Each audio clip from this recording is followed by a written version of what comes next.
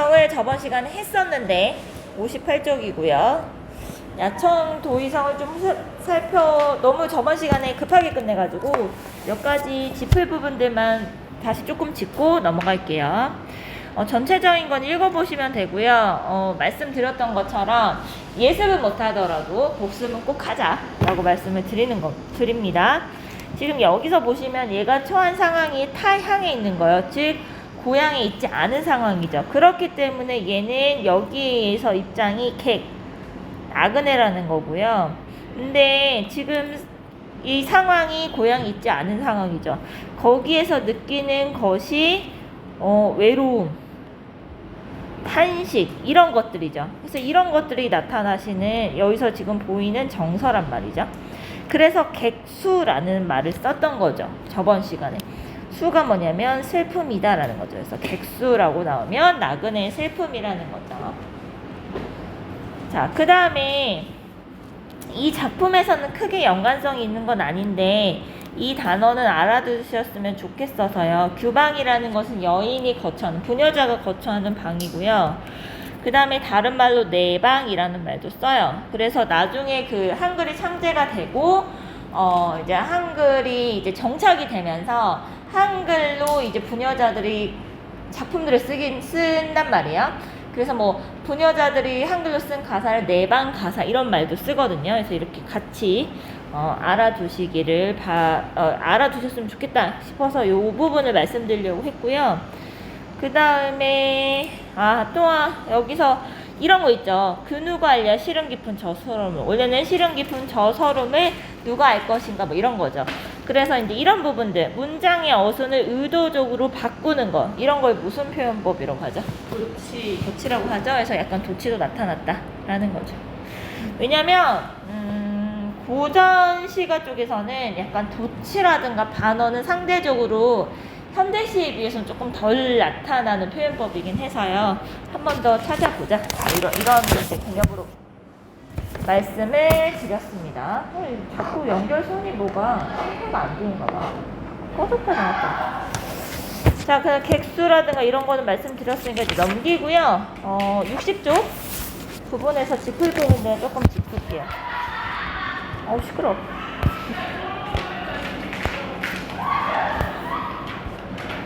자, 이제 여기 보시면은 자, 산에요. 새 한 마리 날지 않는데요. 강설이죠. 강에서 보는 이제 강 있는 데에서 눈이 내리는 상황인가 봐요. 그 다음에 길에서는 사람 흔적이 다 안 보인다는 거죠. 그래서 이런 부분들 보시면은 제대시죠.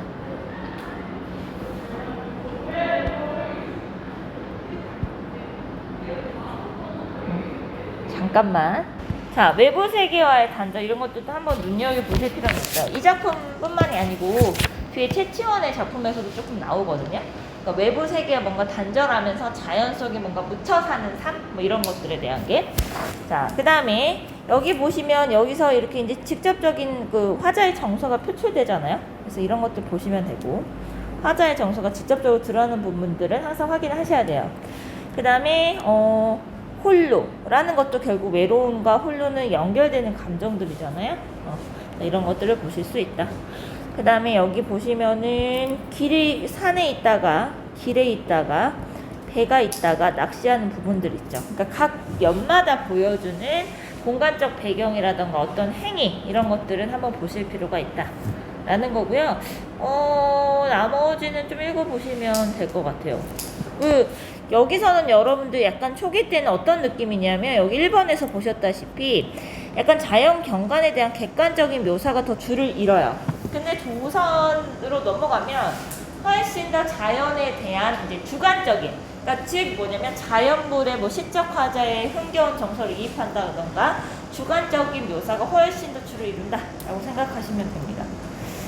성경 후정의 방식은 저번에도 한번 말씀드렸으니까 읽어보시면 될 것 같고 3번에서 낚시하는 늙은 노인에 대한 게 여기 보시면 이 노인에 대해서 이렇게 얘기를 하잖아요. 세상에 대한 번뇌로부터 자유로워지고 싶은 그러니까 그 여기서의 그는 화자잖아요. 화자의 모습이 투영되었다. 그러니까 반영되었다라는 말이에요. 다른 말로 투사되었다. 뭐 이런 말도 쓰고요. 이제 문학적인 용어는 여러 가지를 같이 알아두시는 게 더 좋긴 합니다. 이렇다라는 것을 보시면 됩니다. 그리고 이제 여러분들이 배우시기 시작했거나 또는 이제 배우실 작품의 상층곡에서도 그렇고요. 낚시라는 개념은 이게 이제 우리말로 하면 낚시인데 이게 한자어로 가면은 조수 또는 그냥 조만 나오거든요. 그래서 바로 위에 있죠. 작품 애들아 보시면 요 있죠. 요게 지금 조예요. 이게 낚시할 때 조자예요. 그래서 요거는 좀 이 한자는 알아두시면 좋을 것 같아요. 왜냐면 자연을 배경으로 한 그 고전시가 작품들 중에서 낚시를 활용해서 얘기한 작품들이 꽤 있어요. 그래서 알아두시면 좋습니다. 자연을 즐기는 방법 중에 하나로서 낚시가 쓰이거든요. 요 정도 체크해 주시면 될 것 같고요. 나머지는 쭉 읽어보시면 크게 이해가 어렵지 않겠다라는 생각이 듭니다. 이제 62쪽으로 넘어갈게요. 자, 62쪽 최치원이고요. 최치원은 빠질 수 없는 작가인데 기본적으로 이 사람의 이제 인생을 보셔야 돼요. 이 사람이 신라 때 그 신문지가 있잖아요. 근데 이 사람 육두품이었어요. 근데 능력은 굉장히 뛰어나요. 당나라에서도 인정을 받은 인재예요. 심지어 중국에서도. 그러니까 뛰어난 능력을 가졌는데 신분적으로 낮으면 본인의 한계에 부딪혀서 본인이 올라갈 수 있는 벼슬이 가로막혀 있는 거죠. 얘는 아무리 잘해봤자 육두품이니까. 그래서 이제 그런 것에 대한 한계, 좌절 이런 것들이 작품에서 그대로 나타나 있다라고 보시면 됩니다. 그래서 여러분들 보세요. 쓸쓸하고 황량한 밭이에요. 거기에 탐스러운 꽃이 피어있다고 돼 있죠. 그러면 쓸쓸하고 황량한 이런 밭이라는 건 뭐냐면 뭔가 상대적으로 소외된 곳이잖아요.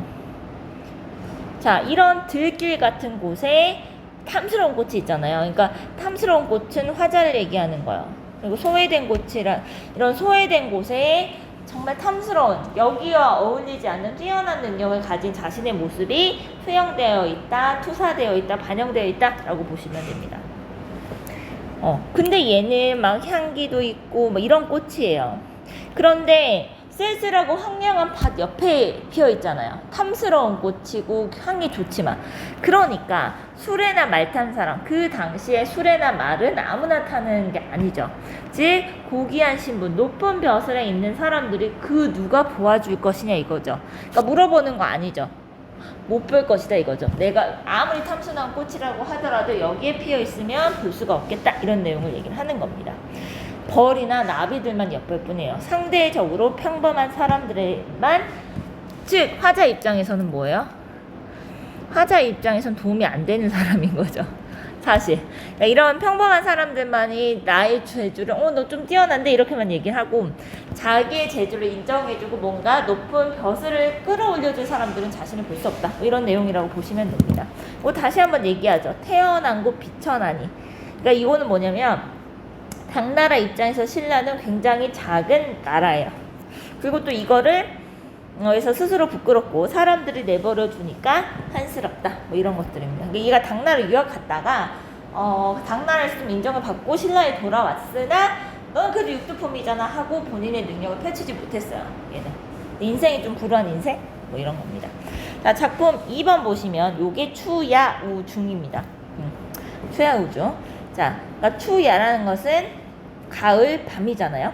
그래서 여러분들 기본적으로 여러분들 이거 생각을 하실 게 뭐 드라마도 그렇고 노래도 그렇고 옛날부터 사람이 낮보다는 밤의 생각이 많아지잖아요. 그래서 실제로 고전시가에서도 그런 것들이 굉장히 많이 나타납니다. 그래서 여러분들 그 삼경이라는 요 시간대는 좀 기억해 두시면 좋아요. 삼경이 그러니까 실제로 몇 시냐 이게 중요한 게 아니고 삼경이 약간 고전시가에서 문학 쪽에서는 깊은 밤이라는 의미다라고 보시면 돼요.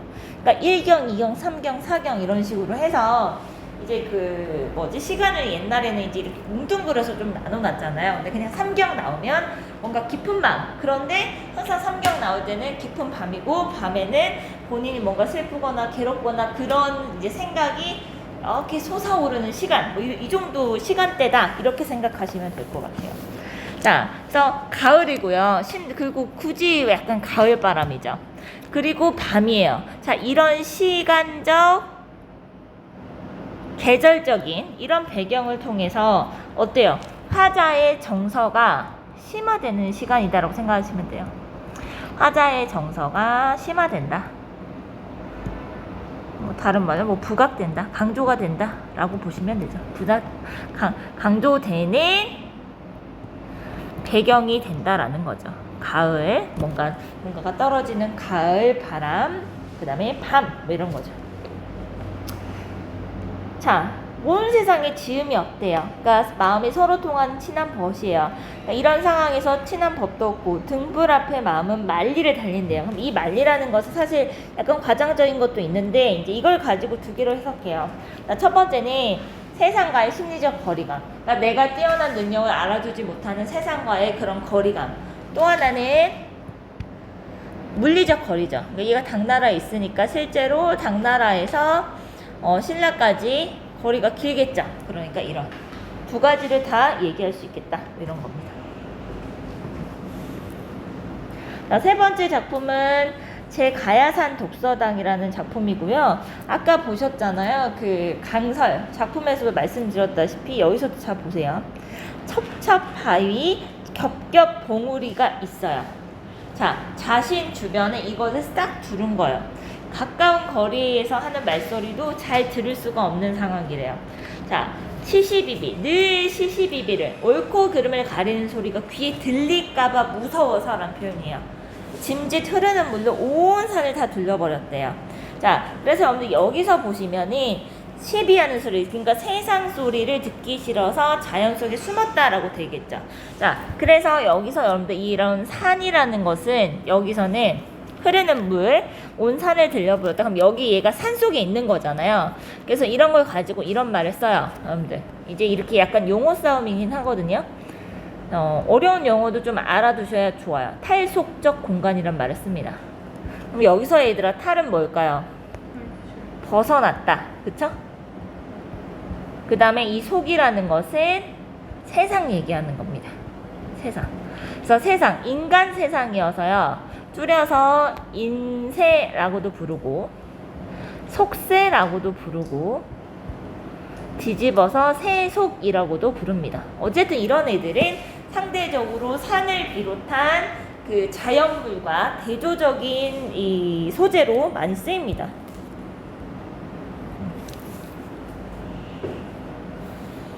근데 이제 얘들아, 자연물은 원래 그대로 있잖아? 근데 내가 세상 속의 소리가 듣기 싫어가지고 물로 산으로 뭔가 내 주변을 에워쌌다 이렇게 얘기를 하는 것을 가지고 이제 또 어렵게 표현하면 이런 말이 있어요. 자, 원래 있던 자연물을 시적 화자가 마음대로 바꿨다야. 자기 마음대로. 자, 그래서 그러니까 속세를 단절시키기 위한 수단으로 물 이런 것들을 썼다 이런 표현이거든요. 그래서 이런 걸 뭐라 하냐면 주관적 변용이란 말을 씁니다. 지금 어려운 단어들이 많이 나오는데요. 그러니까 어차피 시는요 세 개의 자와 화라고 말씀드렸잖아요. 그러니까 객관적으로 관찰되는 모든 세계들을 자기의 것으로 소화시키는 개념이에요. 그러니까 주관적으로 뭔가 해석하고 주관적으로 있던 자연물이나 이런 것들을 바꿔요. 그렇게 생각하시면 돼요. 그러니까 물이 화자와 물로 인해서 화자와 속세를 단절시켰다라고 보는 거죠. 그러면 실제로는 물이 화자와 속세를 단절시킨 것이 아니라 화자가 속세랑 단절하고 싶어서 물을 둘렀다라고 본인이 바꿔서 표현했다 이렇게 생각하시면 되죠. 그래서 여기서의 물은 단순한 물이 아니고 물로 대표되는 결국 자연이다 라는 거고요. 1, 2강 했는데 너무 빡세고 힘들대요. 그래서 좀 더 이렇게 작품을 좀 더 풀이하는데 그냥 시간을 할애하려고요. 작품 수를 좀 줄이더라도. 많은 작품 수를 보려고 했다가 너희들이 너무 힘들어해서 좀 그냥 작품을 좀 이해하고 풀이하는 데 시간을 좀 더 줄여야겠다 라고 생각을 했고요. 그럼 옆쪽으로 넘어가시면은 63쪽이죠. 전반적으로 읽어보시면 되는데 여기 보시면 나오죠. 화자의 쓸쓸한 처지와 심정. 그러니까 고향을 떠나온 것도 있고 본인의 이제 태생의 뭔가 신분적인 한계도 있고 여러 가지 이제 본인의 불우한 삶 이런 것들이 잘 드러나 있는 거다라는 거죠.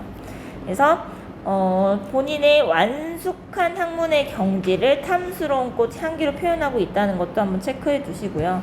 근데 전반적으로 정말 뛰어난데 문제는 이러한 뛰어난 사람이 인정받지 못하는 이런 현실이 있는 거죠. 이게 여러분들 본인이 처한 상황인 거잖아요. 이 상황에서 얘는 한스러워하죠. 여기가 이제 얘가 느껴지는 정서일 거예요. 그런데 이런 세상에 대결하기보다는 이런 세상에 체념적인 태도를 보이는 거죠. 상황, 정서, 태도 확인되시죠? 그래서 사실 고위 조선 중기까지만 보더라도 이게 고전 산문도 그렇고 고전 시가도 그렇고 자신이 처한 이런 운명적인 상황, 별로 좋지 않은 부정적인 상황에 대결하는 의지적인 자세보다는 그냥 그것을 받아들이고 체념하거나 아니면 그래 이건 다 나의 분수야, 나의 운명이야, 그냥 이렇게 받아들이는 이런 것들이 훨씬 많이 나타납니다. 사회적인 그런 것들도 있는 거죠. 이런 전반적인 정서가 깔려야 뭐가 가능하냐면 신분제가 정착이 되는 거죠. 그래서 조선 후기에는 신분제 변동이 있으면서 나도 바뀔 수 있구나 이런 것들을 사람들이 기본적으로 깔리면서 느끼면서 대결의지라든가 기본적으로 예전의 정서랑 달라지는 이런 작품들이 나오기 시작한다라고 보셔도 됩니다. 어차피 그 문학작품이라는 그 시대의 사회적인 이런 관습적인 것들이 반영될 수밖에 없으니까요. 전반적으로 지식인의 고뇌가 느껴진다 뭐 이런 것들 보시면 되고요. 이거 하나 이제 막 설명을 드렸는데 여기 3번 좀 읽어보시면 되는데 여기 끝부분 있잖아요. 세상과 격리돼서 자연에 은둔하고자 하는 의지 있잖아요. 이거를 제가 이제 왜 체크를 해드리냐면 이 작품 말고도 나중에 이제 조선시대 문학으로 들어가시면 이런 것들이 보여요. 자연 속에서 숨어서 사는 거죠. 근데 이게 이제 본인의 의지인 경우가 있고 아닌 경우도 있는 거죠. 예를 들어서 유배 귀향을 갔어. 그럼 본인의 의지는 아니죠. 그러나 본인의 의지인 것처럼 노래하는 경우들이 좀 있어요. 근데 그걸 써서 임금님한테 갖다 바치죠. 본인 혼자 쓰고 간직했으면 우리가 안 배우겠죠. 그쵸? 네, 그런 경향이 있습니다. 저는 자연에 있는 게 너무 좋아요, 임금님. 막 이러면서 이것도 다 임금님의 은혜겠죠? 막 이러면서 쓰고서 임금님한테 갖다 바쳐요. 네, 이런 게 있고요. 자, 4번 보시면 본인의 이제 그 불우한 삶에 대한 이런 것들이 나옵니다. 그래서 아까 말씀드렸던 것처럼 자신의 능력을 발휘할 수 없는 지식인의 좌절, 세상에 대한 고뇌 이런 것들이 형상화, 구체화 되어 있다라고 보시면 됩니다. 이 형상화라는 단어는 그거잖아요. 그러니까 우리가 눈으로 보거나 뭔가 감각적으로 느낄 수 없는 것을 마치 그렇게 보일 수 있게끔 구체적으로 풀어냈다라는 뜻이고요. 그래서 여러분 실제로 고전 산문으로 넘어가면 채치원 전이라고 있어요. 그러니까 채치원의 삶이 다른 사람이 보기엔 좀 안타까웠나 봐요. 그러니까 채치원 전이라는 소설을 만들어요. 그래서 얘가 이 뛰어난 능력을 이 소설에서는 마음껏 발휘해요. 약간 좀 정기적인, 비현실적인 약간 이런 걸 통해서 뭔가 채치원의 삶을 좀 뭔가 보상하고자 하는 약간 이런 소설적인 것도 있다라고 보시면 될 것 같습니다. 64쪽 같은 경우에도 전반적으로 채치원의 삶이나 작품에 대해서 정리가 되어 있으니까 한번 꼼꼼히 읽어보시면서 이거는 보시면 될 것 같습니다. 자, 65쪽 부분은 한번 읽어보시면 될 것 같아요. 그러니까 처음엔 구전됐다가 한문으로 문헌에 기록이 됐다가 지금 중간에 한글이 창제되면서 번역이 된 거고요. 그 다음에 향가에 대한 것도 한번 보세요. 주로는 승려와 화랑이 많이 썼다라는 거고요. 나중에 이제 19체 향가의 형식이 있는데 아까 보셨잖아요. 총 10줄인데 대부분은 2의 구조로 빠집니다. 자, 그렇다 보니까 그리고 심지어 2구 마지막 두 번째 그 9줄이죠. 9줄 앞에는 감탄사로 시작하거든요. 그러면 이게 나중에 초장, 요게 중장, 이게 종장의 형태인 이런 시조의 형태로 계승되었다라고 평가를 하는 거죠. 뭐 말씀드렸다시피 신라 시대, 고려 시대 나라가 바뀐다고 해서 거기 있는 사람들이 통째로 바뀌는 게 아니니까요. 그쵸? 그 다음에 향찰에 대한 얘기가 좀 설명이 나와 있거든요. 향찰을 어떻게 표기하였나. 그래서 여기에 대한 설명이 좀 있어서 한번 보시면 될 것 같아요. 그러니까 실질 형태에서 우리 배웠잖아요. 실질 형태에서. 실질 형태에서가 뭐야? 공식 형태에서가 아니에요. 자립할 수 있으면서 의미를 가지고 있는 애가 실질 형태에서였잖아요. 그쵸?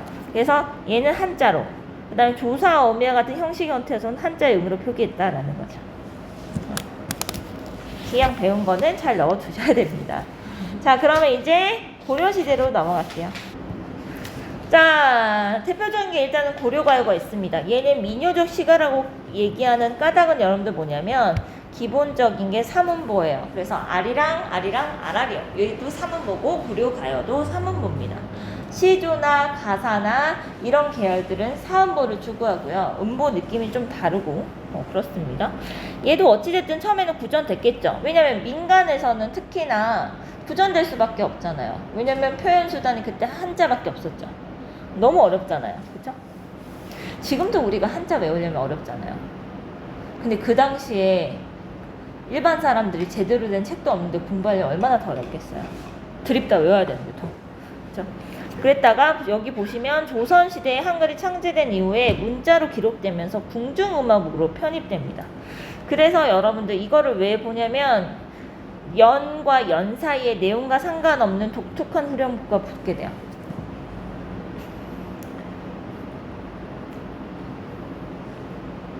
그러면서 마치 느낌이 현대시처럼 연이 나누어진 느낌이 듭니다. 그러니까 하나의 스토리를 얘기하고 후렴구가 붙고 이러면서 그래서 여기 보시면 뭐 남녀간의 사랑, 자연예찬 이런 평민들의 소박한 감정이 잘 표현된 것이 고려가요다라는 거죠. 근데 너무 노골적이라서 조선 사대부들에 의해서 삭제됐거든요. 그러니까 많은 작품이 그때 많이 삭제됐대요. 그럼 여기까지 기록이 남아있는 작품은 그나마 이제 온전한 거죠.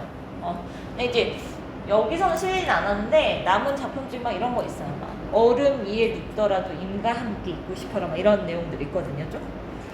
그리고 여기에 가니까 승려가 나를 희롱하네 막 이런 거 나와요. 그러니까 이 정도 수준이 기록된 걸 봐서는 실제 고려가요는 훨씬 더 이제 좀 더 노골적인 내용이었다라고 이제 추측이 되는 거죠.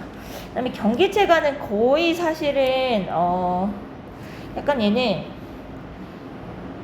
내용이 지금 보시면 조선을 새롭게 세운 신진 사대부들이 향유, 누리어 가졌던 갈래요. 그래서 약간 여기 보시면 구체적 사물이나 사실을 열거해요. 즉, 문학성이 상대적으로 떨어지고, 누구의 시 어떻습니까? 막 이런 내용이거든요. 근데 이게 끝마다 약간 경기 어떠하고 그 모습이 어떠합니까? 이런 표현이거든요. 그래서 경기체가라고 하는데 얘는 상대적으로 문화성이 떨어져서 기본적으로는 학력평가나 이런 데에 상대적으로 출제 빈도가 굉장히 낮은 편에 속하긴 합니다. 그러나 또 어떻게 될지 모르니까 얘의 특징 정도는 알아두셔야 됩니다. 그래서 잠깐 볼 거예요. 그리고 완전 특정 계층에서만 향유돼서 실제로 남아있는 작품도 많지 않습니다. 문학성도 떨어지고. 그래서 상대적으로 별로 볼 게 없다. 이렇게 보시면 되고요. 자, 한시 같은 경우는 여러분 생각해 보세요.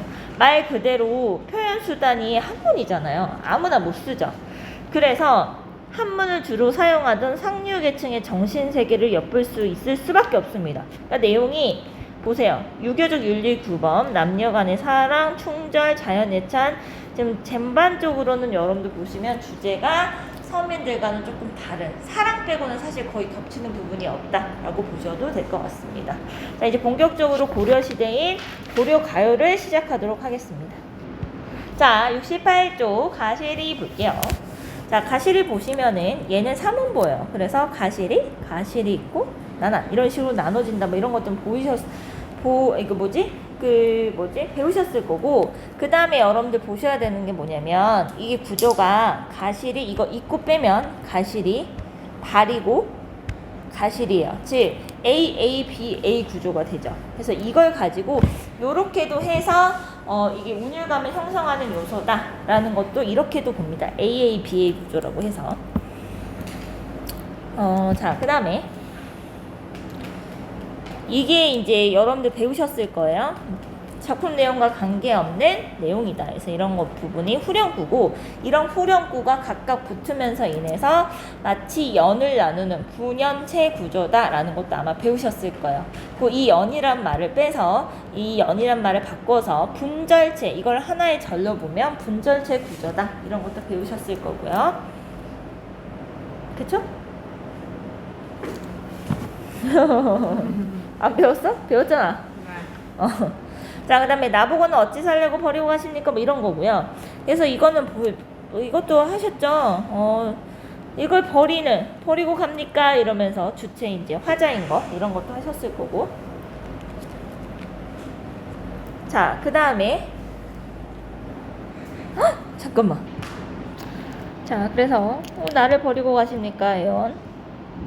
자, 버리고 가십니까? 한 번 더 반복하죠. 그러면 감정이 더 진해지겠죠? 탄식. 그러니까 여기 이때의 감정보다는 이때의 감정이, 이것을 여러분들 보시면 알겠지만 지금 얘가 두 번 나오잖아요. 그러면 감정이 더 고조된다라고 봐야겠죠. 이때의 감정이. 그쵸? 슬픈 감정이든 기쁜 감정이든 간에 동일한 식 구절이 반복이 되면 그 감정이 고조될 수 있다. 상황적인 거나. 이거 보시면 되고요. 자, 그 다음에 잡으면 두어리 만하면 선하면 아니 올시라 여기 나오죠. 뭐뭐 할까 두렵다라는 거는 알아두셔야 된다라고 말씀드렸죠. 다른 작품에서도 많이 쓰이니까. 자, 그래서 잡으면은 서운해서 아니 올까봐 두렵다 이거죠. 자, 자신의 감정을 절제합니다. 절제하면서 자신의 태도를 바꾸죠. 전환해요. 처음에는 저를 버리고 어떻게 가시나요? 흑흑이잖아요. 1, 2연은.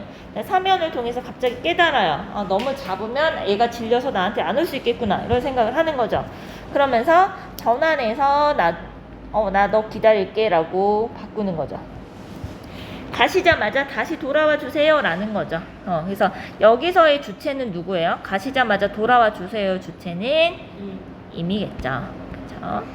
그래서 이렇게 그냥 간단히 이 정도만 보시면 될 것 같고요.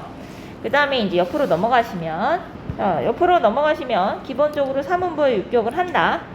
그 다음에 나난이라는 여운구가 있고 후렴구가 있다. 이 정도 보시면 될 것 같고, 후렴구가 각 구절마다 반복이 되니까 형태적 안정감을 더한다.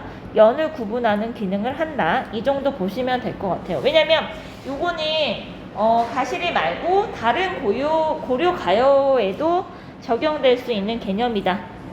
라는 걸 알아두시면 될 것 같고요. 자, 그 다음에 2번 보시면은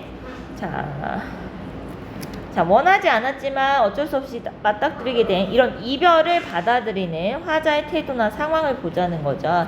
그래서 임에 대한 정과 한의 정서죠. 왜냐면 마음껏 슬퍼하지도 못하고 뭔가 마음에 담아둔 이런 게 보이잖아요. 그래서 이 이별하는 임에 대해서 상대적으로는 소극적인 모습이 보이고 체념하는 어조들이 보인다. 이걸 가지고 전통적 수동적 여인상 하는데 제가 되게 별로 안 좋아하는 단어고요. 자, 어찌됐든 그냥 소극적이다 정도만 보시면 될 것 같아요. 요즘 약간 식상해서 약간 전통적, 수동적 여인상 이런 말들은 안 써요. 그 대신에 소극적이다 또는 적극적이다 이 정도는 얘기를 합니다. 그래서 부정적인 의미보다는 그냥 이 소극적인 의미를 그냥 수용한다. 수용한다 정도만 이해하시면 될 것 같습니다. 요즘은 좀 이건 약간 옛날 스타일이에요. 전통적인 뭔가 여인상 이런 거는. 자, 이 정도 보시고 이거는 수업을 하셨던 내용이잖아요. 그래서 이 정도만 하고 넘길게요. 70쪽에 보시면 오히려 그 가시리에 대해서 형식상이나 내용상의 특징이 설명이 잘 나와 있기 때문에 같이 읽어보셔도 되겠다라는 생각이 들고요. 자, 71쪽 정과정 정서 들어가겠습니다. 얘는 유배 문학의 효시예요, 거의. 효시라는 것은 첫 작품이다 뭐 이렇게 보시는 거고요. 뒤에서 하나 보실 거예요. 자, 유배문학과 같이 따라오는 개념이 바로 뭐냐면 뒤에서도 다시 한번 설명은 나오지만 충신연주지사라는 게 있습니다. 자, 그럼 이게 충신연주지사가 뭐냐면 이거 여기까지는 아시겠죠? 충성스러운 신하야. 그 다음에 임금을 연모하는, 사랑하는 관계입니다. 즉 뭐냐면 이거예요. 군, 신, 임금과 신하의 관계를 뭐로 비유해서 설명하는 거냐면 당연히 임금이 누구겠어요? 남자겠죠. 그 다음에 신하가 여자. 요렇게 관계로 비유해서 쓰는 겁니다. 그래서 님이여 라고 얘기해서 님과 이별하는 것처럼 보이지만 실상은 뭐냐면 유배나 귀양을 가서 사랑하는 사랑하는 임금님과 떨어져 있는 이런 관계로 묘사하는 것들이 많습니다. 그러면 왜 굳이 여성 화자처럼 더 쓸까요? 왜냐면 사회적으로도 여성은 기다리거나 수동적으로 이렇게 살 수밖에 없는 사회적 구조기도 하고 남성적인 어조보다는 여성적인 어조로 얘기를 했을 때 더 뭔가 애절하고 간절하다라고 보여졌다는 거죠. 그래서 저희가 처음에 얘기했었잖아요. 고전 시간의 현대 시랑 다른 점 중에 하나가 뭐냐면 남성 작가이지만 화자는 여성적 어조, 여성 화자로 설정해서 얘기한 것들이 많다. 거기에 대해서 이제 나중에 보겠다라고 말씀을 드렸는데 이 작품에서 일단 이런 것들이 보이고요. 이러한 것들이 전통으로 이어져서 조선시대 시조, 연시조 가사 작품에 보면 이런 계열들이 엄청나게 많다라고 알아두시면 됩니다. 자, 그럼 작품을 보시면이 자, 그래서 내는 당연히 시적 화자죠. 화자고요. 자, 이 여기서의 님이 바로 임금인 거죠. 원래는 그냥 시적 대상일 수 있으나 여기서는 이제 이런 배경사를 봤을 때는 님이 충분히 임금이다라는 걸 알 수가 있고요. 님을 그리워서 울고 있는 상황이에요. 그래서 나는 산 접동새와 비슷하다라고 얘기를 하는 건데요. 자, 일단 얘들아 접동새 외우셔야 돼요. 접동새 나오잖아요. 그러면 일단 이 시간에 무조건 정서애상으로 가요. 슬픔입니다. 이게 왜 그러냐면 얘가 배경설화가 있는데요. 접동새가 이렇게 어떤 그 임을 그리워하다가 망부소처럼 된 사람이 나중에 무슨 접동새가 됐다 막 이런 내용을 얘기를 하는 거예요. 얘가 막 설화가 있어요. 망제혼이 변해서 접동새가 됐다 이런 설화가 있어서 접동새 일단 나오면 여러분들 그냥 얘는 슬픈 애구나 라고 그냥 생각하시고 거의 공식에 대입하듯이 보시면 됩니다. 근데 이 접동새를 다른 말로 무슨 말들이 있냐면 이런 말들이 있어요. 그러니까 몇 가지만 말씀드릴 게 훨씬 더 많은데 자, 두견 나오면 슬픈 애예요. 그 다음에 자규라고 나와도 슬픈 애고요. 그 다음에 귀촉도 뭐 이런 말 나오잖아요. 그럼 이건 무조건 슬픈 애입니다. 그 다음에 하나 더 있어요. 이건 좀 덜 쓰이는 애이긴 한데 주각 재금까지 알아두세요. 그래서 접동, 두견, 자규, 뭐 귀촉도, 주각 재금 이런 애들을 다 슬픈 애다 라고 보시면 됩니다.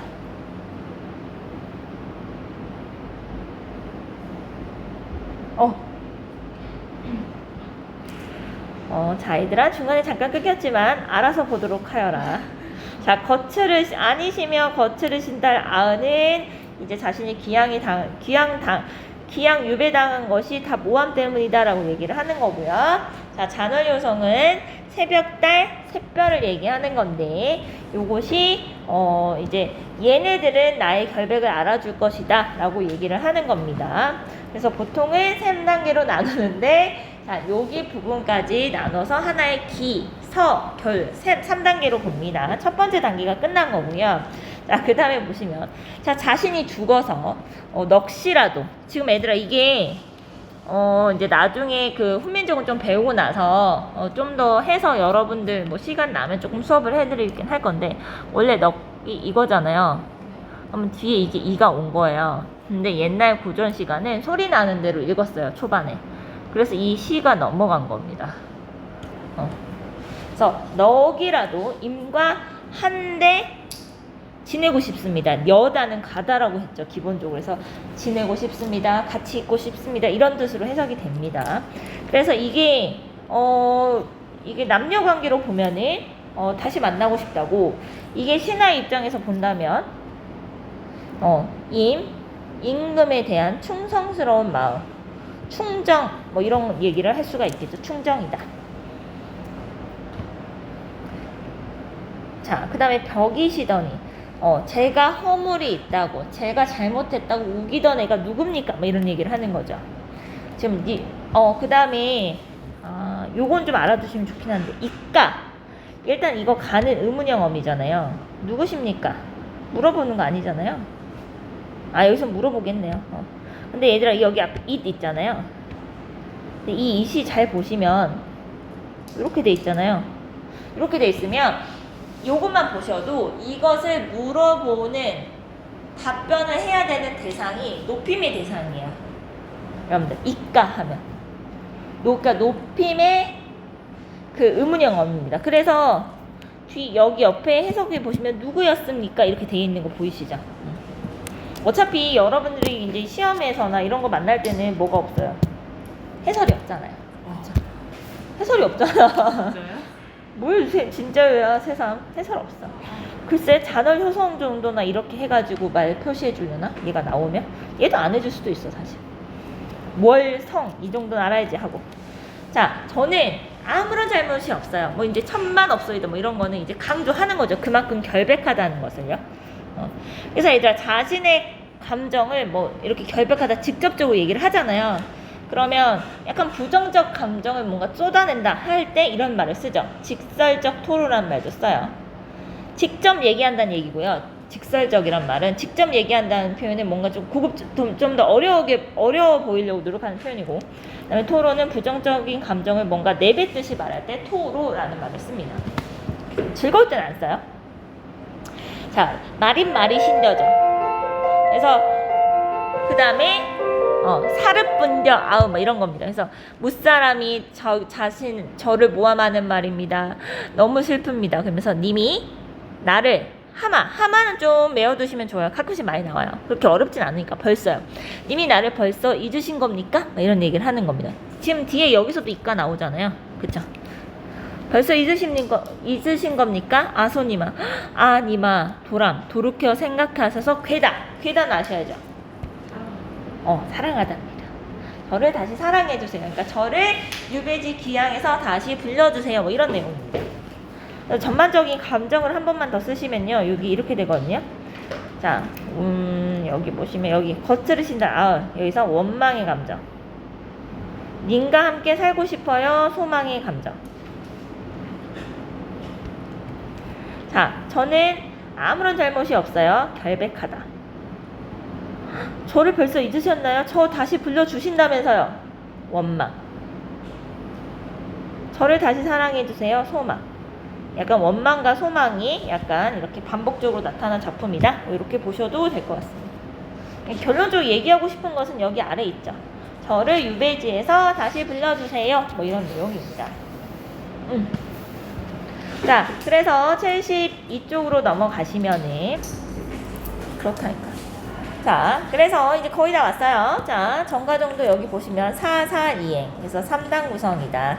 이러한 것들이 향가의 흔적이 남아있고, 이런 고려가의 3단 구성이 나중에 고려 말에 시조의 그 초장, 중장, 중장의 3장의 형식이 영향을 미쳤을 것이다 라고 많이 보고요. 그 다음에 19체 향가에서도 9번째 줄에, 그러니까 이 이행, 이쪽 시작하는 부분에 감탄사가 나타나는데, 고려가요에서도 역시 그렇더라. 뭐 이런 내용의 얘기입니다. 그 다음에 아까 처음에 정과정 설명 들으면서 말씀드렸던 충신연주지사라는 단어가 여기서 다시 한번 나와요.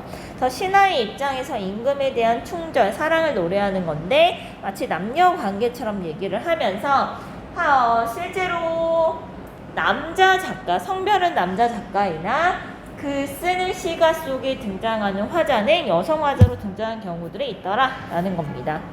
자, 그래서 사랑하는 남성에게 버림받은 여성의 간절한 목소리를 빌리면서 그만큼 자신의 이런 임금에 대한 충정, 그리고 뭔가 간절함, 애절함을 표현하는데 더 적합하다고 보았기 때문이다라고 보여지고요. 이러한 특징은 조선시대에서도 쭉 이어진다라고 보시면 됩니다. 그 다음에 여기는 유배지에서 쓴 문장이잖아요. 그래서 여기에 대한 이제 전반적인 설명들은 읽어보시면 될 것 같고요. 자, 화자 내면의 이런 외로움, 그 다음에 자신의 유배지로 오게 만든 일에 대한 원망, 그리고 임금에 대한 그리움, 이런 것들은 기본적으로 앞으로 유배 문학에서 나오는 주된 정서다라고 보시면 될 것 같습니다. 그래서 이런 부분들을 한번 같이 보시면 좋을 것 같습니다.